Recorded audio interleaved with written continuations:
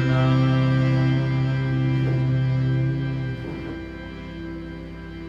Jai Shriman Narayan. Jai Shriman Narayan. Jai Shriman Narayan. I want to pay my obeisances to my spiritual master, Srimad Jagat Guru Sudarshan Acharyaji Maharaj. I pay my obeisances to Lord Sri Ramanuj. I pay my obeisances to Mother Lakshmi, and I pay my obeisances to Lord Sriman Narayan. I welcome my spiritual master, Swami Sudarshan Acharyaji Maharaj, to our Sri Narayan Dham on this, the 27th of May 2019, whereby we are having the special and culminating satsang in lieu of his Mahasamadhi week, which started on the 22nd of May 2019 at the Sri Narayan Dham. We welcome you, Guruji, and we wish you the happiest of birthdays. If we go back a year, and if you view all our satsangs, you will see that we started our satsang in a part of the building behind me. And this building was in a dilapidated condition. And if you fast forward a year later, we are sitting in a 7-star hall, and all this is only provided for by my Guruji. I never left the feet of my spiritual master from the second I set eyes on him. When I went through storms, hurricanes, tornadoes, earthquakes, volcanoes. Amidst all these turbulences, I remained in the lap of my Guru. I went to his ashram. I was abused by his family.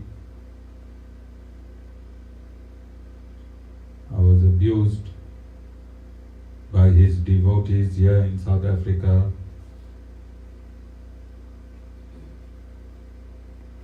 I never gave an inkling to the abuses in India and here in South Africa. My Guru's love superseded all material afflictions.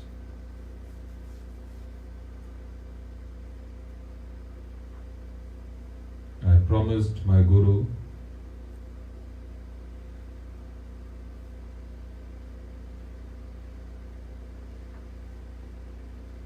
on August 6th, 2013, at his Mahasamadhi, that notwithstanding any turbulence, I will carry his mission forward. I've stuck to my promise, and my Guru has stuck to his promise. A Guru never forgoes his disciple. Never. And Guruji never let me out of his sight, not even 1 millisecond. No matter how adverse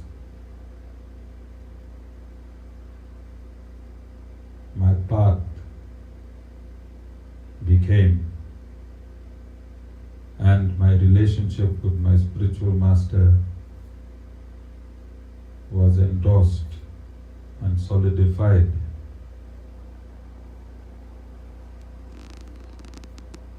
family turned enemy, friends turned enemy, and fellow disciples and followers of my Guru all turned enemy. Beneficiaries of my satsang turned enemy.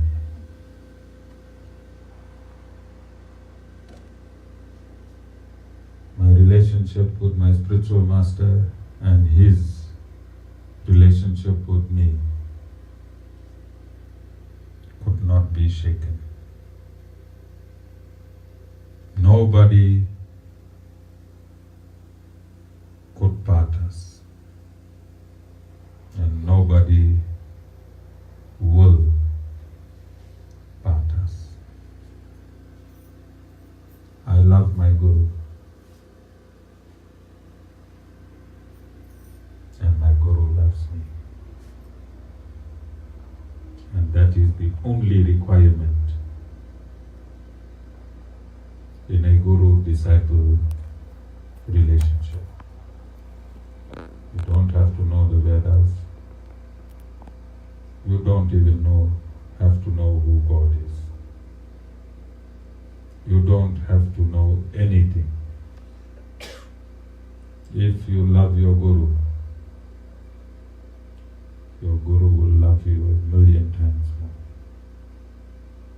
And Guruji has proven and shown the world that my love for him and his love for me is unshakable. Guruji has promoted me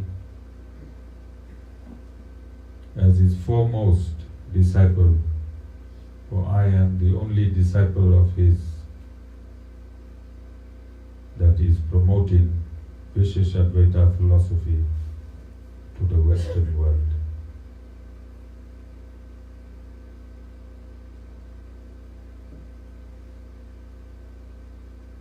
On this great day, my Guruji's birthday,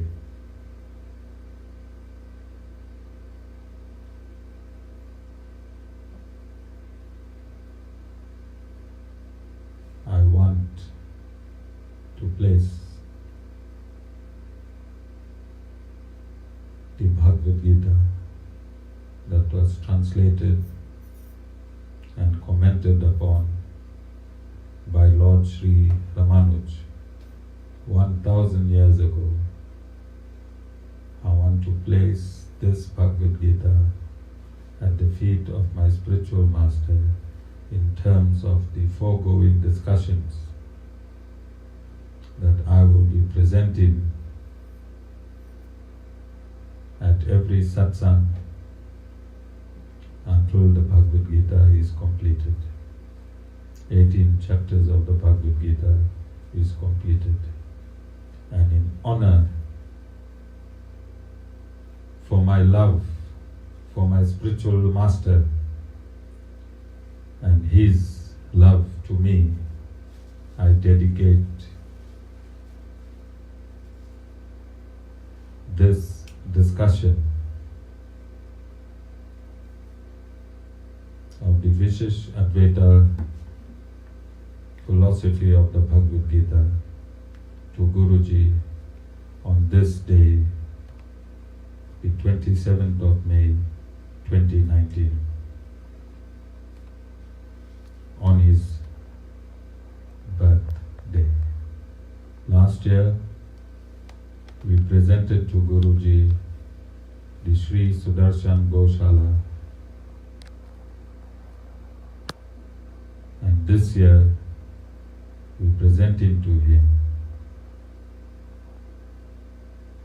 and dedicate it to him in tribute of him, the explanation of the Bhagavad Gita of Lord Sri Ramanuj.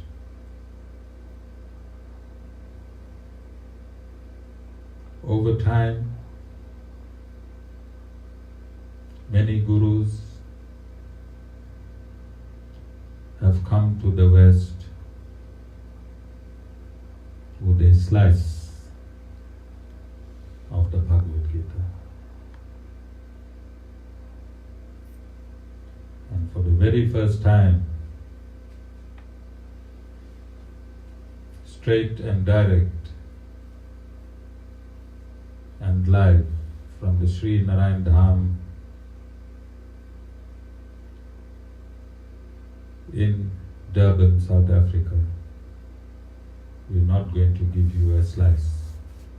For the very first time, the world is going to get the Bhagavad Gita in its totality, as collated, codified, synthesized by the greatest of all gurus to set foot on this planet Earth, Lord Sri Ramanuj.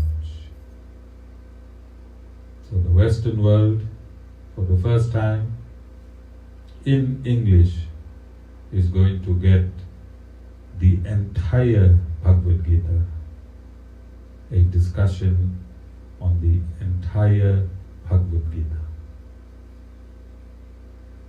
These slices of the Bhagavad Gita that the world were given over the century will be starters. Vishishtadvaita interpretation, commentary and rendition of the Bhagavad Gita is the full course. And the full course will be given every week on a Thursday at 7 p.m. South African time, and on Sundays from 10:30 a.m. South African time. And as promised, I'm going to do the very first verse of the Bhagavad Gita dedicated to my spiritual master, Swami Sudarshan Acharyaji Maharaj.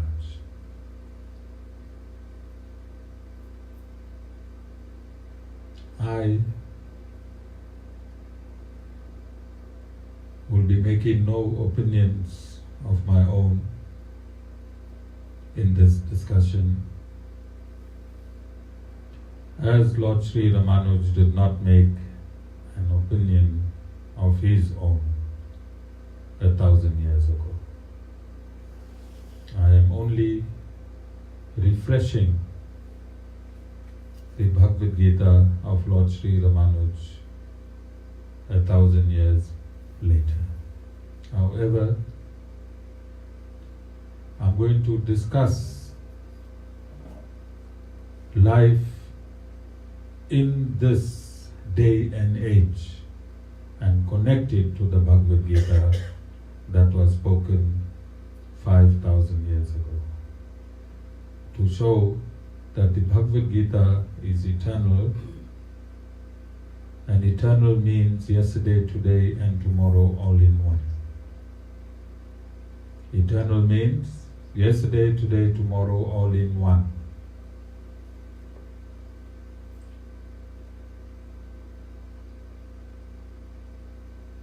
So once again, Guruji,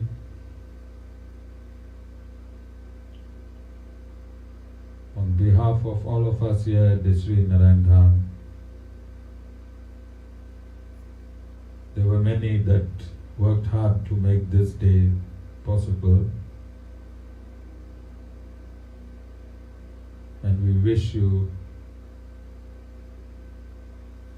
the greatest of day. We know you have always been with us from day one at the Sri Narayan Dham. Many have seen you, many feel you, and we know once again today you will show yourself as you have done previously. to these fortunate devotees that are present here today. And may you wish them, Guruji, well, those that have stuck around, those that have endured. They will be asking you something today, and I know you have capacity to deliver. May these devotees that have been loyal get your grace and blessings.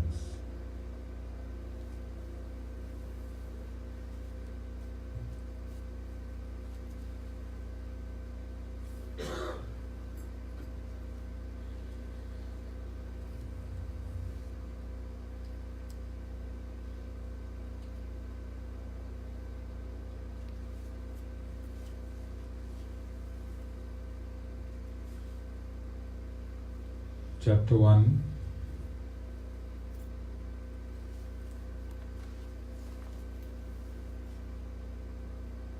And this salutation is offered by Lord Sri Ramanuj. And I quote, I offer my salutation to Yamanu Acharya by meditation on whose holy feet I have all my blemishes destroyed and attained to the status of authentic existence.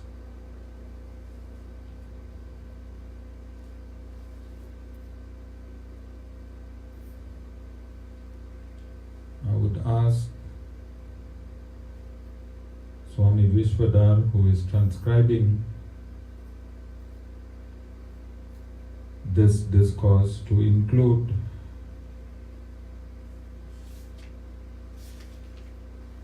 the advent of the Gita, page 42, 43, and 44. In this discourse and his transcription, for it would take me a while to read it. And I'm just going to give you a quick background as to how we came to the Bhagavad Gita. So I've already given you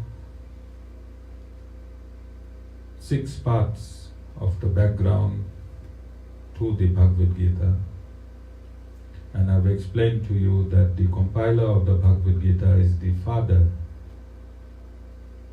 of Dhritarashtra and Pandu, one son born blind and one son born righteous. One son has 100 sons which were born, which are all representing Rakshas, and one son has 5 sons, the children of Devas. So, because although Dhritarashtra was the eldest son and the throne belonged to him, because of his deformity as being blind, the throne through protocol went to Pandu. And because Pandu was cursed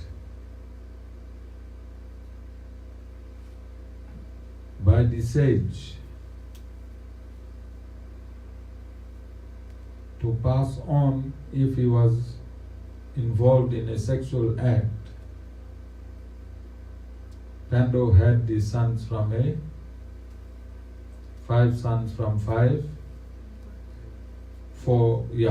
demigods, 3 sons from his wife Kunti and 2 sons from his wife Madri. However, whilst Pandu was with his wife Madri in the forest, he was overcome by lust, so much so that curse was no longer in his mind, and he was drawn in having a sexual intercourse with his wife Madri. And that resulted in his death. And the death of Madri as per the curse. So the throne was now open, which should have rightfully went to Yudhishthira, but there was contestation for the throne by the son Duryodhan of Dhritarashtra. There was an agreement reached that after 12 years of exile and 1 year of living incognito,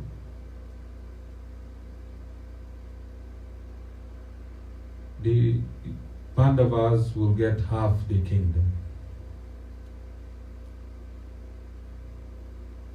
After completing the 12 years of exile and 1 year of living incognito, Duryodhan refused to honor his agreement. Notwithstanding many meetings and even Lord Sri Krishna intervening, Duryodhan refused to give any part of the land or kingdom to the Pandavas. Then the Pandavas stated, just give them 5 villages. Duryodhan even refused the 5 villages. And based on this, there was no option but to fight for the land. So Lord Krishna appeared with his army, the Narayani, and he offered both himself and his army both to Duryodhan and Arjuna. Duryodhan took his army and Arjuna took the Lord on his side.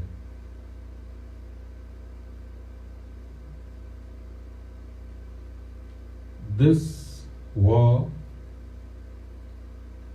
took place on the battleground of Kuruksetra.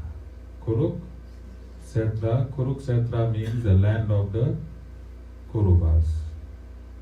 Both the sons of Dhritarashtra and Pandu had equal rights to the land of their ancestors. However, the demonic son of Duryodhan wanted the entire land for himself. Okay? So this is the trailer.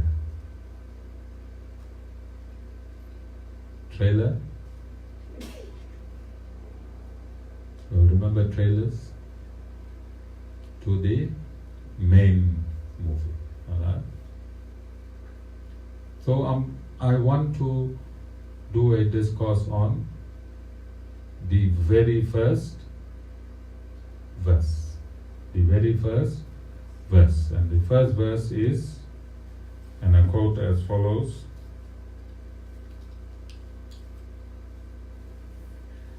On the holy field of Kuruksetra, gathered together, eager for battle, what did my people and the Pandavas do, O Sanjaya? So again, just before discussing this verse, Dhartarashtra was blind and Vedavyas wanted to give him divine vision so he could see this war. And he refused, stating that he was blind all his life.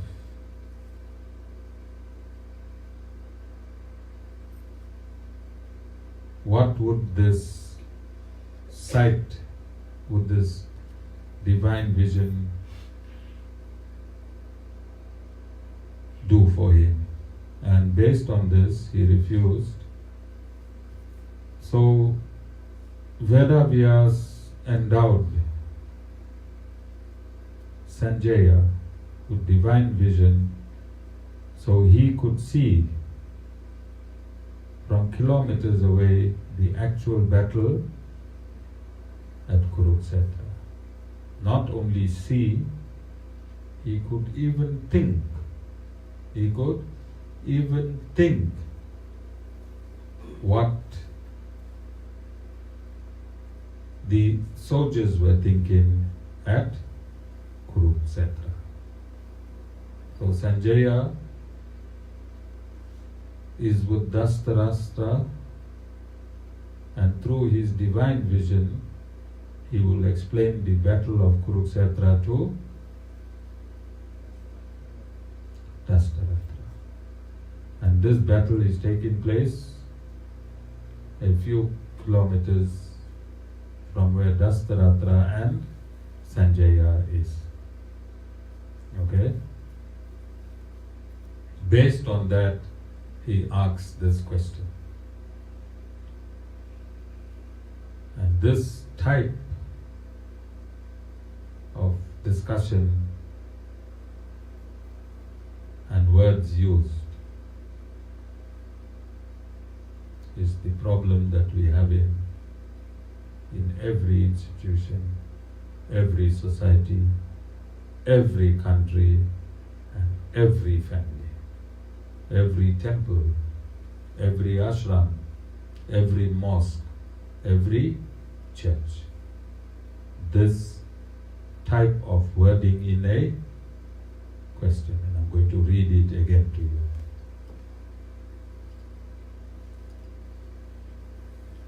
On the holy field of Kuruksetra, gathered together eager for battle, what did my? I want you to underline my. Hear the question properly. What did my people and the Pandavas do, O Sanjaya? So immediately he could have said, what is our family doing on the battlefield? Because one set is his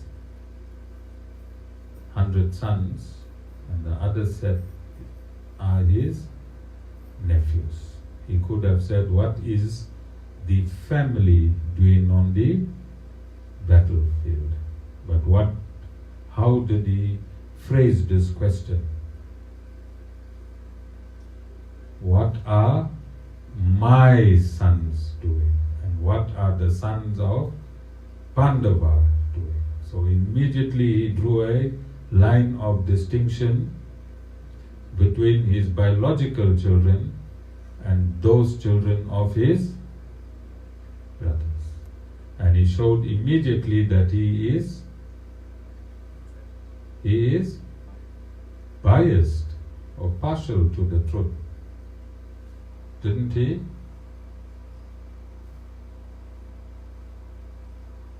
If you remember,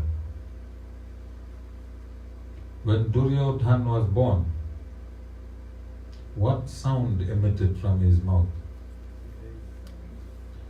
He brayed like a donkey. Alright? And when he brayed like a donkey, all the vultures and jackals and owls and animals that are in tamas joined him. And when the saints and sages forewarned Dastaratra that your son is going to make the Kuru dynasty extinct, what did he do then? He was also partial.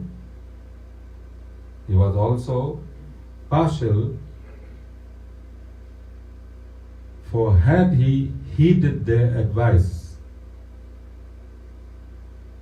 would it have been necessary for me to be discussing the Bhagavad Gita today? Dinesha? Yes, you would have still had to bake the cake. Guruji's birthday would have still continued. But we would not be discussing the Bhagavad Gita would not have been necessary. And this I and mine, I want you here in the Sri Narayan Dham to reflect I and mine in your own house. The battle of Kuruksetra in your own house. There have been many battles fought in each household for shares from the parents, whether justly or unjustly. There are many battles fought in businesses where families are together, whether justly or unjustly. There are many battles fought at the workplace, justly or unjustly. There are many battles fought in society, justly or unjustly. And there are battles fought and raging all over the world as I speak now. Millions of court cases in high courts in every country in the world.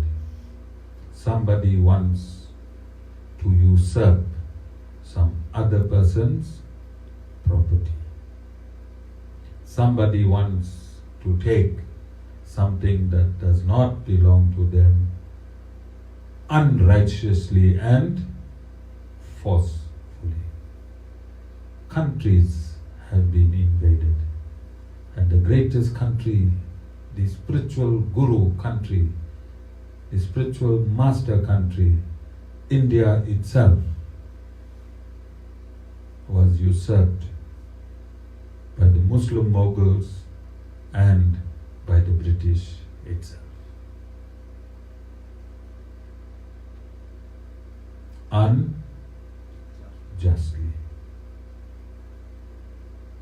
The land where God takes his birth was usurped unjustly. And this battle of Kuruksetra is in your mind right now. Those that are seated here, those that are listening to this discourse wherever they are, and those that will listen to this discourse or read the transcription of this discourse today, tomorrow, or 100,000 years from now. The battle of Kuruksetra is ongoing in its gross form and subtle. It's a never-ending battle. It starts with mine and yours. Mine and yours. And it's also fought on the spiritual side. My Guru is greater than your Guru. Alright?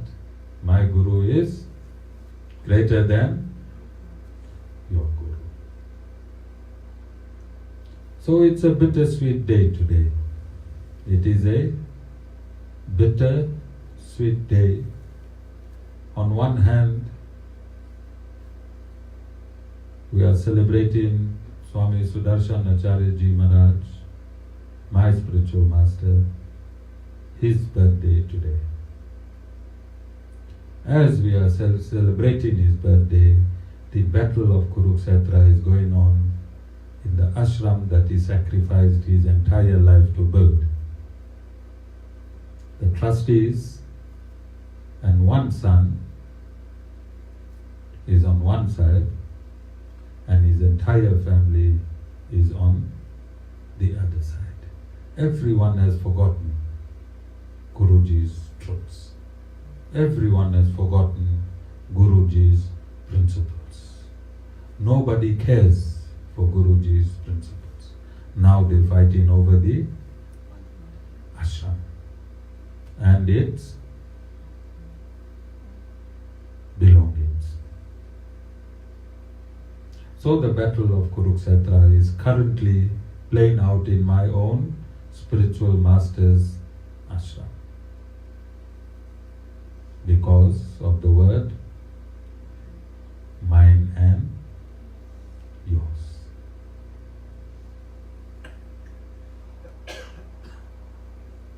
So I said at the beginning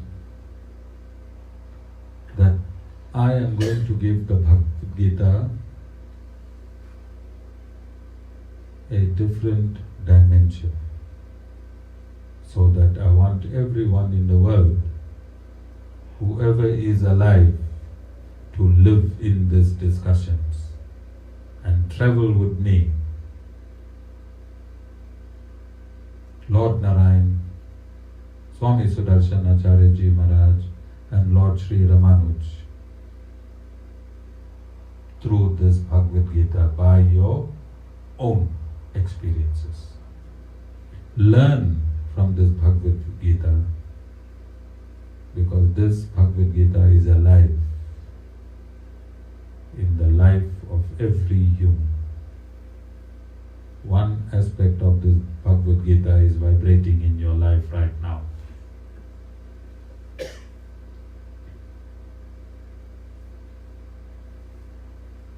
So let's test what we have stated. Let us test what we have stated, and I'm going to read to you for you to understand this my, for you to understand this my and yours by the Supreme Personality of Godhead himself when he was down. And he spoke in Canto 11 of the Srimad Bhagavatam, and quickly I'm going to give you a verse or two. A verse or two. Remember, we're still on verse 1. There are 700 verses in the Bhagavad Gita. Okay?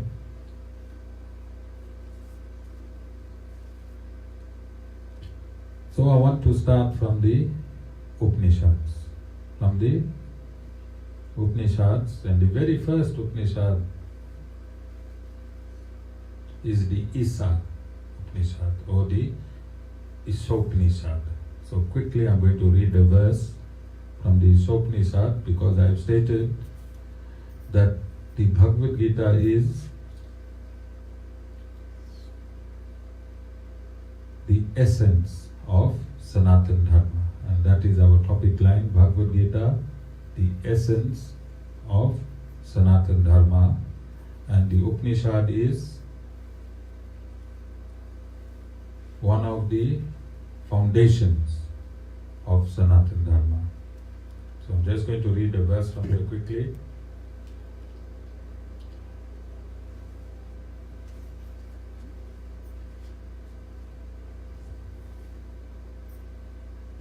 This whole world is to be dwelt in by the Lord. Whatever living being there is in the world, so you should eat what has been abandoned and do not covet anyone's wealth. You should not covet anyone's wealth. So this verse translated simply means that everything animate and inanimate in this world belongs to the Supreme Personality of Godhead. You must only take a portion that has been allotted to you. You must only take a portion that has been allotted to you. How do you get your portion allotted?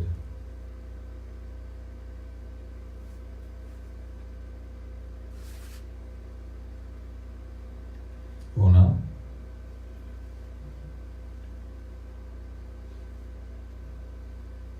Amita? What you deserve karmically. Yes, from your previous life, you'll get a portion for this life. From your previous life, when Yamraj is on the supercomputer and is checking the spreadsheet and say, right, Natasha, your entire life you must only have 21 million. So from the day you was born, every cent that was spent on you by your parents, together with what you worked, at the end of your lifetime, you must only have 21 million. How many million you think you used already?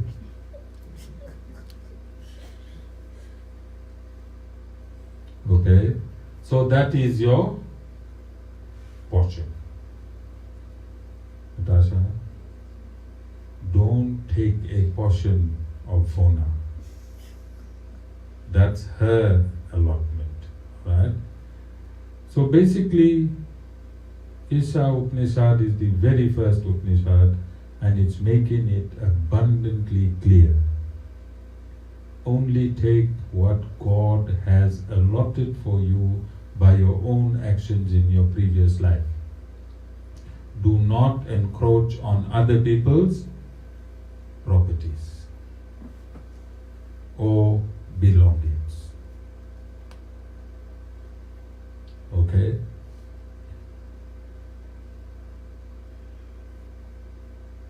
If this rule is followed,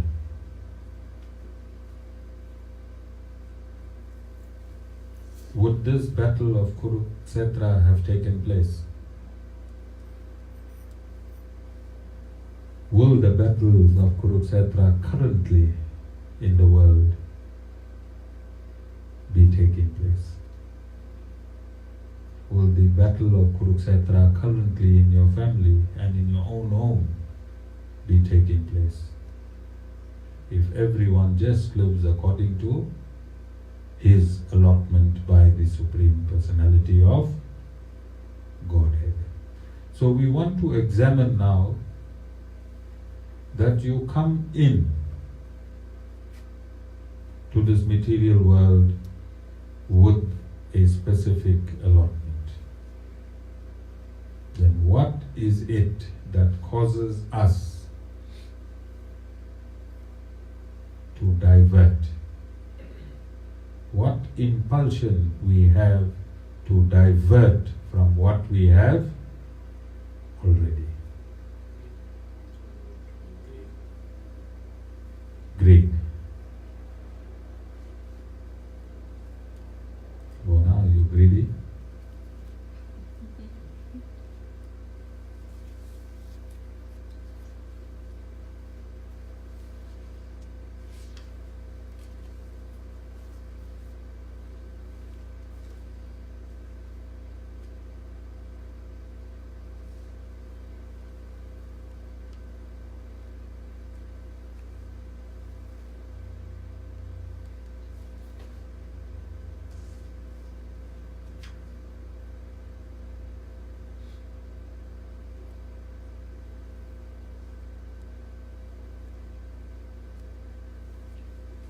Okay.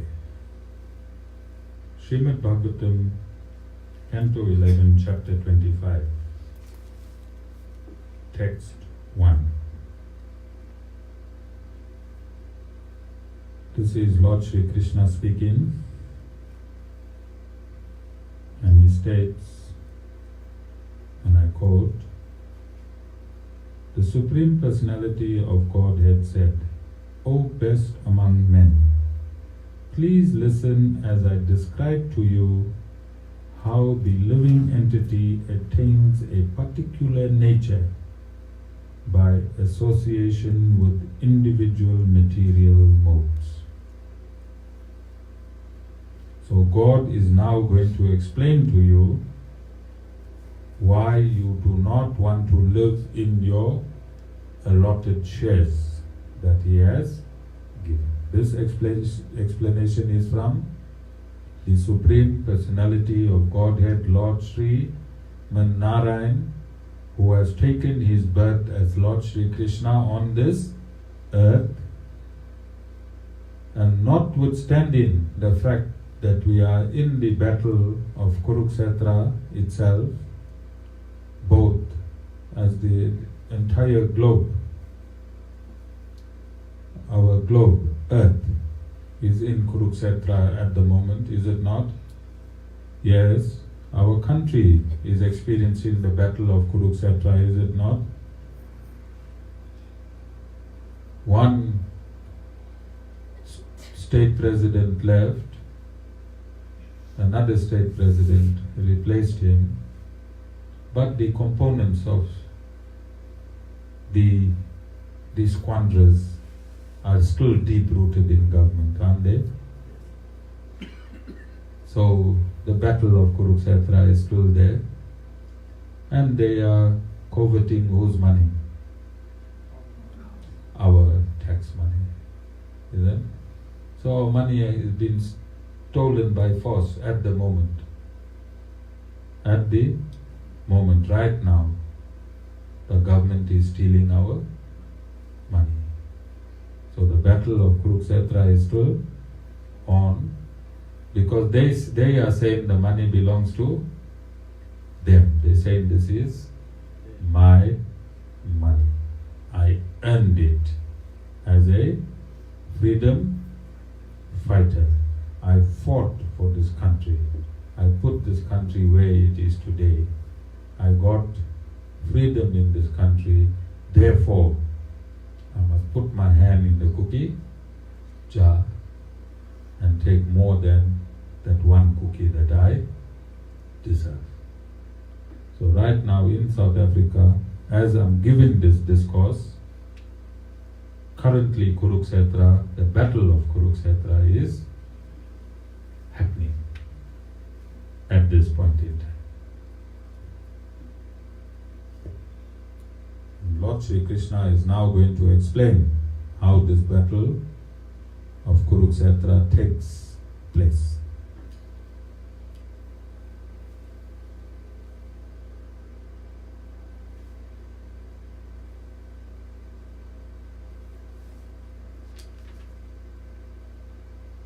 Text 2 to 5. Mind and sense control, tolerance, discrimination, sticking to one's prescribed duty, truthfulness, mercy, careful study of past and future, satisfaction in any condition, generosity, renunciation of sense gratification, faith in the spiritual master, being embarrassed at improper action, charity, simplicity, humbleness, and satisfaction within oneself are qualities of the mode of goodness. So if you are in Satagun, then these are the qualities that will be inherent in you. Then the Lord goes on, material desire, great endeavor, audacity, dissatisfaction, even in pain, false pride, praying for material advancement, considering oneself different and better than others, sense gratification, rash eagerness to fight, a fondness for hearing oneself praised. The Guru is thank you.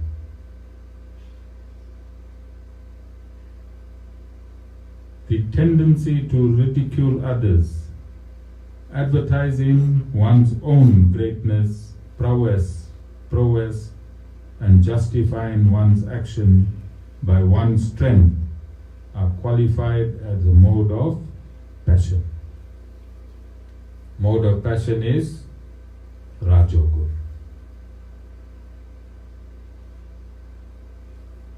Intolerant anger,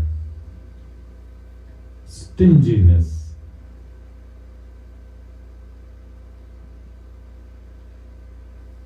speaking without scriptural authority, violent hatred, living as a parasite, hypocrisy,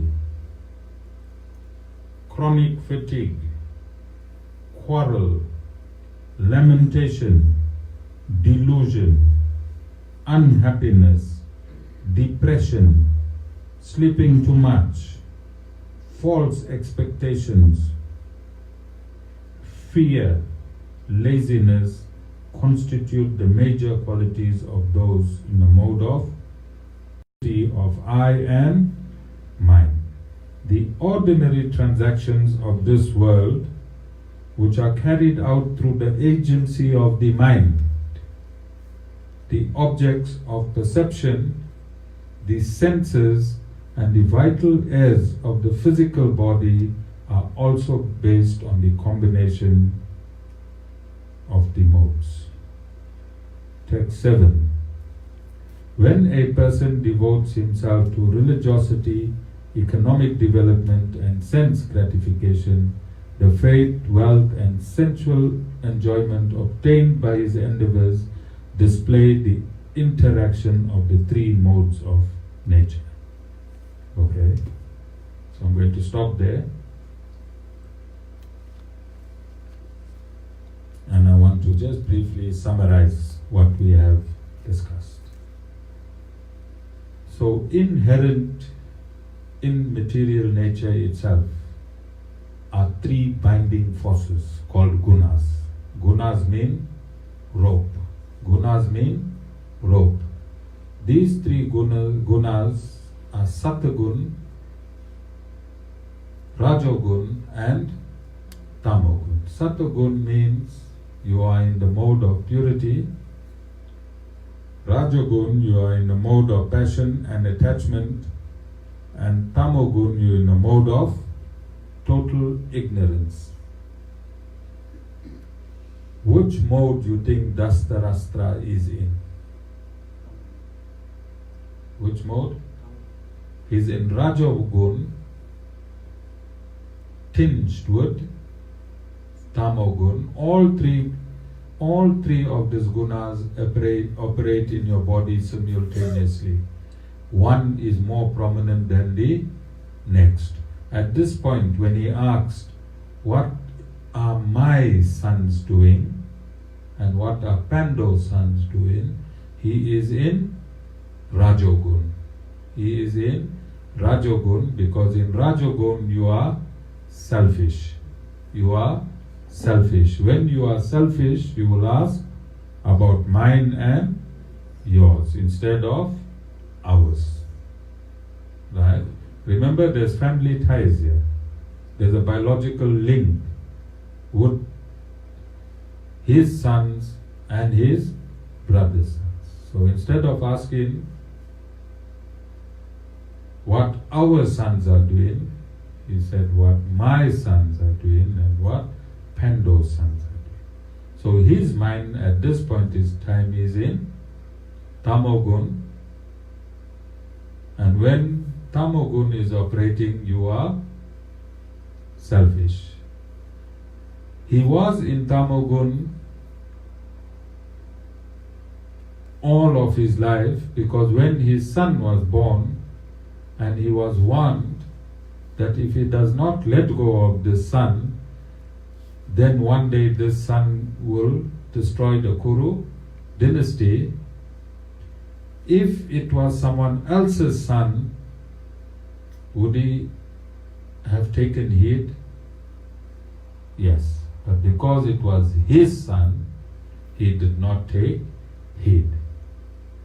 So he was selfish at the birth of the son, which led him now to ask this question. And even right up to now, when war is in vogue, when they are about to start killing each other, he is still in Rajogun, because he asked the question, my son and Pando's son. Okay? Now you have understood up until this point that if you are selfish, Vona, you can land where? At war. If you are selfish, you can land at war. If you do not take the instructions of saints and sages, you can land at war. Because had he took the instructions of saints and sages that he consulted when his son was brained like a donkey, then he would have averted this war. So the instructions of a guru is of paramount importance in your life, and if you don't take it, you'll be at war. You will be at war. Suggestion? You will be at war. And this is cast in stone. And whoever has not taken instructions that were once part and parcel of this institution, currently they are at war. Either in their families, or at work, or in the business, wherever they are undergoing the battle of Kuruksetra. And that is how important. I've quoted from God himself, direct quotation from God himself. And if you cannot listen to God, then I don't know who you are going to listen to. And Sanatan Dharma is the only system where God has descended and given instructions through his own mouth. Through his own mouth. There is no other religious system that can claim that God has descended and given instructions. And God has done this timelessly. So your resolve should be in this chapter, Vona, never to use the word my. My and I and my. Otherwise you land in Kuruksetra. Kuruksetra is not only in India. Kuruksetra is in your mind all the time, 24 hours a day, 24/7. And this is why it is important to follow a bona fide spiritual master. For a bona fide spiritual master will give you transcendental knowledge direct from God Himself. Every saint has a past and every sinner has a Jai Sriman Narayan.